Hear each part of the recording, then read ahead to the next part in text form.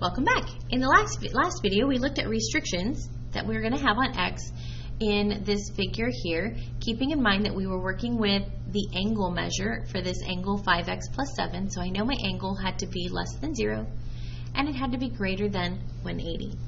Okay, so now when I look at this next problem, this one's not dealing with my x value isn't in an angle, my x values are on sides. So I know that my sides, you can't have a side that's less than 0 because you can't have segments that are negative, right? So I know my sides are going to be greater than 0. So I have to look at both places where I have an x. My 3x plus 2 is going to have to be greater than 0, and also my 12x minus 7 is going to have to be greater than 0. Then we're also going to look at applying the Hinge rule, okay, or the Hinge theorem. When I look at, I have 12 and a reflexive side and the angle in between them, and then I have 12 and the reflexive side and the angle in between them. So when I look at my two included angles, I have 30 and 38, so 38 is big, which means the side across from it is big.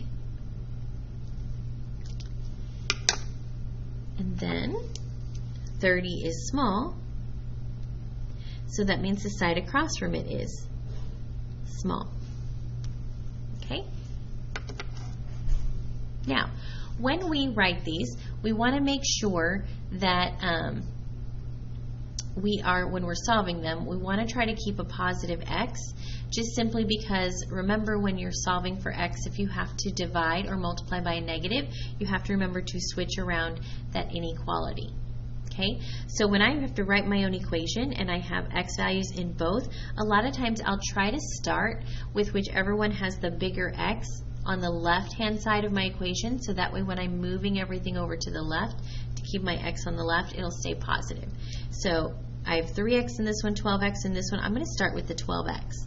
So 12x minus 7 has to be bigger than, so greater than, 3x plus 2. Okay? All right, so now I'm going to go ahead and continue solving these three inequalities. I'm going to start with the first one, subtract 2 on both sides. 3x has to be greater than negative 2.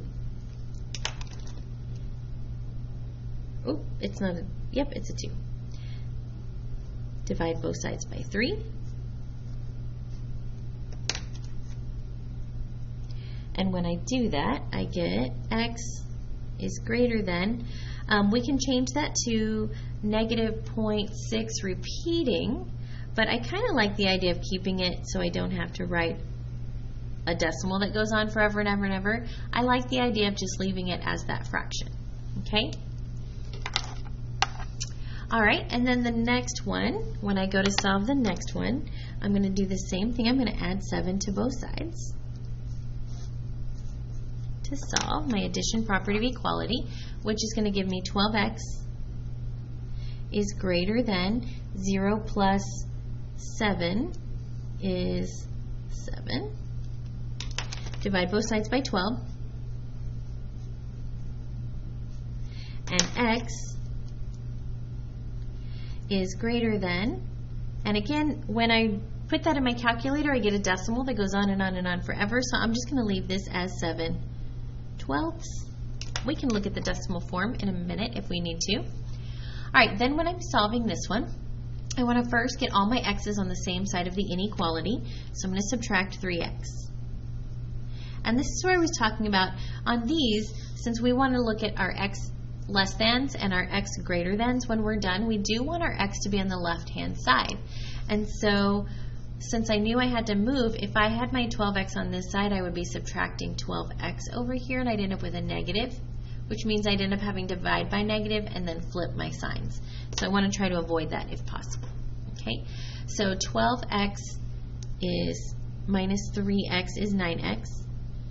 Minus 7 is less than just 2. I'm going to add 7 to both sides. 9x plus 0 is 9x, which is greater than 9. Divide both sides by 9. And x is greater than 1. Okay? All right, so when I look up here, it says I'm going to look at all my x less thans and choose the smallest. Now here, I don't have any less x thans. All my x's are greater thans, so I don't have to worry about choosing an x less than. Okay? I'm just going to have, instead of having two bounds, a lower bound and an upper bound, I'm only going to have 1. I'm just going to know what x is greater than. Okay? All right, so for x greater than, I'm just going to pick the largest one. So if we're not sure, we know it's definitely not my negative 2/3 because that's a negative and these are both positive. So if we're not sure which one of these 7/12 or 1 are larger, then we can make this into a decimal. It's going to be approximately, we do the little squiggle equals because it's not, we can't write the whole thing. It's approximately 0.583 and then that 3 keeps repeating. Okay, so 0.583 is smaller than 1, so x has to be greater than 1. And since there was no x has to be less than, that means it can be anything bigger than 1. So it can go all the way up to infinity. Because we don't know how long this side is, we don't have a way to tell what our third side could be. Okay, so x has to be greater than 1 is our only bound for this one because there was no less than here. Okay, all right, hopefully that helps with the Hinge theorem. If you have any questions, please make sure you ask during sync time or attend tutoring. Thank you so much for watching.